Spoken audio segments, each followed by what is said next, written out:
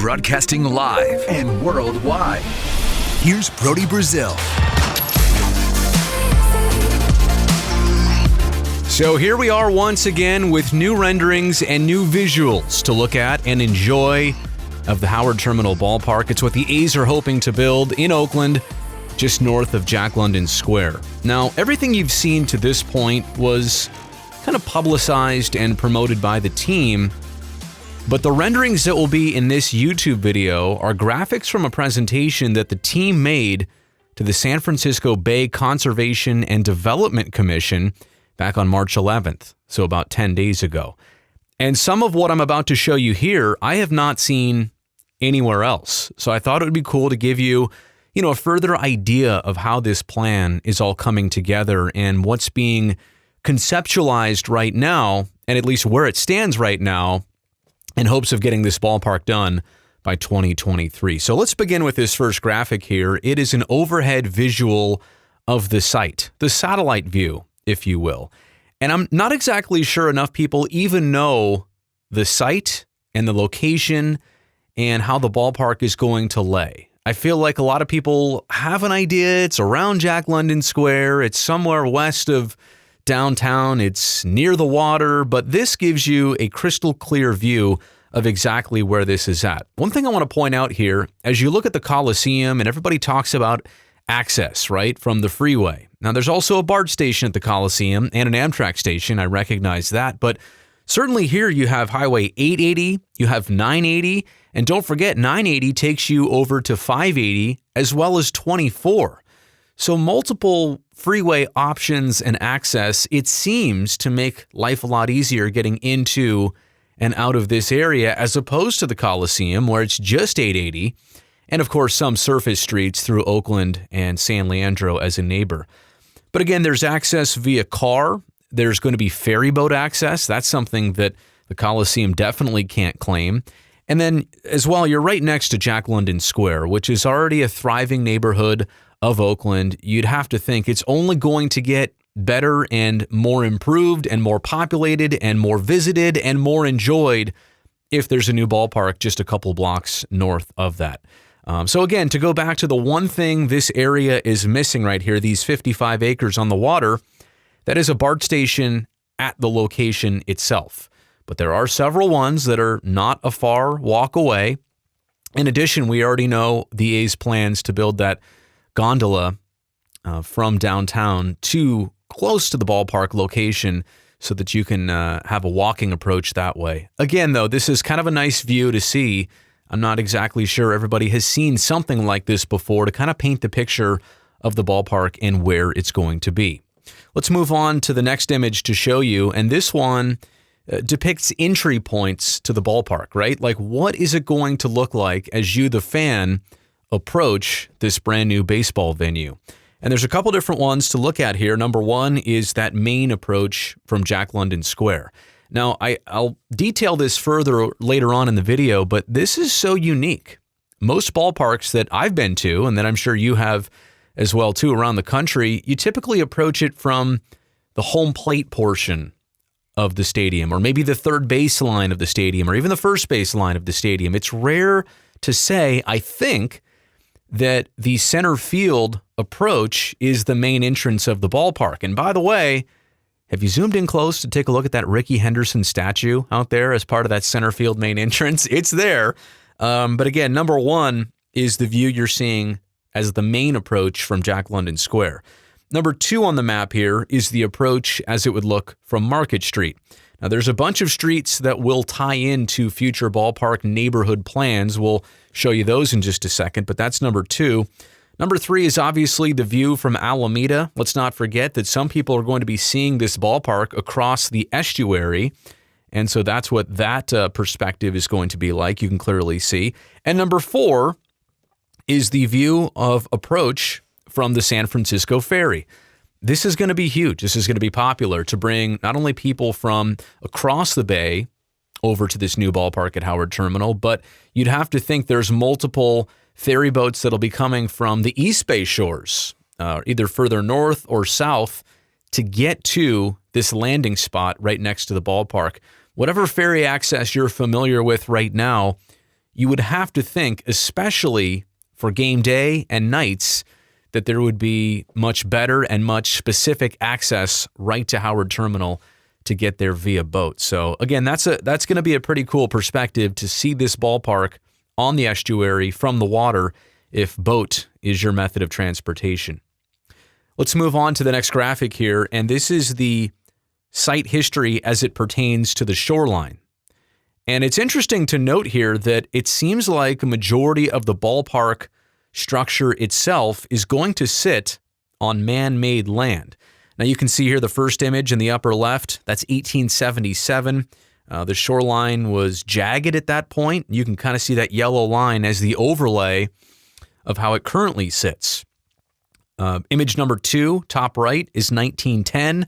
There was a seawall that was built to try and maintain the straight edge of land, and obviously where the water was, you'd have to think that dealt with shipping and getting boats in and out and loading them and offloading them easier.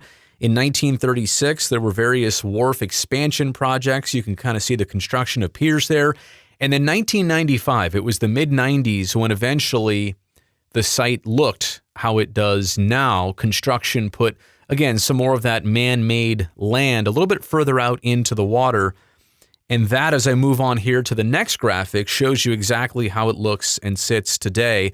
All of the colored in area is everything that's been expanded upon. It's crazy to look back at that initial green line there of the shoreline from 1877. I don't mean that it was that jagged. That kind of makes sense. But the fact that they would even be able to know that here in 2019, how the shoreline looked in 1877, how they went back and figured that out is pretty crazy. But obviously you can see how the shoreline has evolved. It's pushed out a little bit. And obviously you can visually depict where the ballpark is going to be here on this 55-acre site. So an interesting look at the history and evolution of the shoreline that the ballpark will sit on here. I'll move on to number 4, and this is a variety of different concepts as well as the images to go with them. As far as what the A's are hoping to do, all the feedback they've gotten from fans and potential customers of what they want this ballpark experience to be like. And I'll just touch on each of these 5 topics here. They want it to be integrated, a cohesive part of the surrounding development and everyday life. I think that's obvious. As much as you could build a spaceship in downtown Oakland here at Howard Terminal, I just don't feel like that exactly fits the motif of California. Did I really use motif right there? Yes, I did. Intimate. I think there's no secret. The A's, when you think about seating capacity and just overall size of the structure, you're not trying to build something here that would look like it fits in Texas, where it's all about size and space and how big you can build this thing. Number one, this ballpark is going to be somewhat limited by the availability of the 55-acre spot of land right there. So they're going to have to fit it in under certain space guidelines. But the intimate factor, and that's a picture of Fenway Park right there. Everybody's going for that now in a new baseball stadium. You don't want big and cavernous. You want to be right on top of the action, and you want to feel that intimate environment. And that's something that Dave Kaval did a tremendous job with the San Jose Earthquakes in constructing Avaya Stadium. If you haven't been down there to watch a soccer match, I urge you to do so.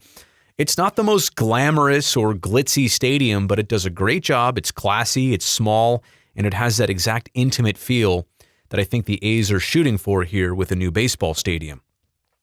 Number 3 in the middle there, uniquely Oakland. I mean, the cranes themselves, that's all you need to show me about that picture. Keeping the cranes as is uniquely Oakland.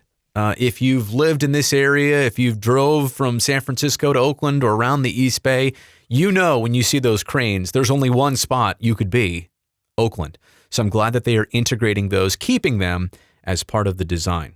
2 more things here. Social, that is part of the principles, one of the principles that the A's are looking for in this ballpark, to be able to encourage fan interaction and facilitate community building. Open spaces for congregation, for meeting. And that kind of ties into the last topic here of 365, the dynamic ability to flex capacity and experience and event types. This is not just a stadium that can be open for 81 regular season home A's games. You can use this space for a variety of other things. And the A's are definitely planning to try and fill this joint as many times as possible. Not necessarily just with concerts and other events outdoors. They might, and I'm sure they'll want to, but for public events and other things that this ballpark is going to be able to host, to use it as more of the public space it can and should be, I think it's awesome that that's what they're aiming for here as part of the principles. And speaking of that, let me move on here to image number 5. This is all about the open views that this ballpark hopes to possess. Now, it is in a tremendously unique location, not very far away from the downtown hub of Oakland, not very far away from the San Francisco Bay, obviously sitting on the estuary, and not very far away from having a nice view of the East Bay skyline in terms of the hills. That's what I should really say. Not a man-made skyline, but the natural skyline of those East Bay hills. I also like the fact that you're seeing here kind of on this graphic, the way it's depicted, that everything kind of slopes down to the water. That's a living roof on top of this baseball stadium. I've seen a couple comments on social media before. What exactly is a living roof? Are there residential locations on top of this roof? No, it's not that. Living roof means that there are plant spaces. It's like a park as part of the roof of this ballpark, an accessible park where you'd be able to go up there, take a walk around, and enjoy the views, enjoy the sight lines. I can't wait to see the perspectives that this ballpark offers of the East Bay, of the Bay itself, maybe both bridges, of downtown Oakland, and not to mention the gondola. I can't wait to see what that is going to give us a new perspective of. But again, this is just such a beautiful area of our region, and it has been probably underappreciated now for years. And it's time to bring it this recognition with a ballpark, not just so people will go there, but to also build it up so that we can have some of these new perspectives of the surrounding neighborhood. Let me get to number 6 here, and this is one of the most interesting perspectives that these diagrams bring up here. Everybody talks about ingress and egress from the ballpark and to the ballpark. Those are fancy words for saying how do people get in and how do people get out of this brand new stadium. That's a huge concern among many. You're building in a new location. There are a lot of things to study in terms of foot traffic, car traffic. Again, how people are going to get in and out in a safe and efficient manner. But I again find it interesting here, all the different street access points to this ballpark, because you have all the surface streets from downtown Oakland, everything from Clay to Jefferson to MLK Jr. Way to Castro Street, Market Street, Myrtle Street, Filbert Street, and Linden Street, not to mention the Embarcadero. That street is right there, Adeline Street, so that's all close. But Water Street, take a look at Water Street here on the diagram. That's the one that leads from Jack London Square right out into that center field area and main gate of this new ballpark. I feel like that is so awesome that this is different. How many other stadiums in Big League Baseball can say that center field is that main entrance? And you're going to get that perspective, that grand perspective of entering from center field. What it also is going to make a lot of people do, because most of the seating here at the ballpark is clearly from the right field line in fair territory to the left field line, right? There's not a lot of outfield built up seating structures here. It's, again, mostly on the the foul side of play here. It's going to kind of make you walk around the building to get to your seat. And as part of that, you can see as this document shows you, they're going to call it Athletics Way, or at least that's the working term for right now. Athletics Way is that circular area of walking around the stadium, or maybe it's potentially partially inside the stadium to get to your seat in more of the main area of seating. So it's all a part of this green loop, whether it's on the ground or whether we're talking about as part of that living roof. It kind of goes into that teardrop shape. You enter from the point of the teardrop and you get that big, nice circular walk all the way around the stadium. So I think that is awesome. Again, a rare opportunity in sports to build a dynamic main entrance like this. And there's that Rickey Henderson statue again. I'll zoom in on that as many times as I need to. The last diagram here I thought was really interesting is just the land use and building heights, right? Because there's so much more than a ballpark plan for these 55 acres. And you really can't put it into perspective. Some of the renderings do show it to you well, but here from overhead, you can really see, I mean, there's like 15 plus blocks of building development here. And take a look at the planned heights on these buildings and blocks. Now, a lot of them are for mixed use here. In fact, that's what most or all of them say, but the buildings range from 200 feet to 250 to even 400 feet high in that Block 12 region. That's one of the ones kind of right behind home plate, about a block removed from the stadium structure itself. So this is a massive project. Yes, this is a ballpark project, but clearly here you can see there's so much more to the puzzle. And I just wonder, what will all these other things be? Residential, commercial, entertainment options? But you can see with all this park area, you can see the 4 cranes that are going to remain in existence, and what they're going to do on the waterfront there. Also, I see Rickey Square. See that right there? Rickey Square on the first base side of the stadium, connecting the ballpark literally to the estuary and the shoreline there. It is so cool. So again, it's awesome to see all of these new developments. I thought some of the graphics I showed you here, maybe you were not otherwise going to see, so I wanted to definitely share them here on a YouTube video. Thanks for checking this out. If you liked it, give me a thumbs up or consider subscribing to the channel. That's how this thing grows. I really appreciate it. And we'll talk to you next time on Twitter, on Instagram. I've been working hard on there to give you some new content, as well as right here on the YouTube channel. And also don't forget, I have a podcast. Just search Brody Brazil Podcast.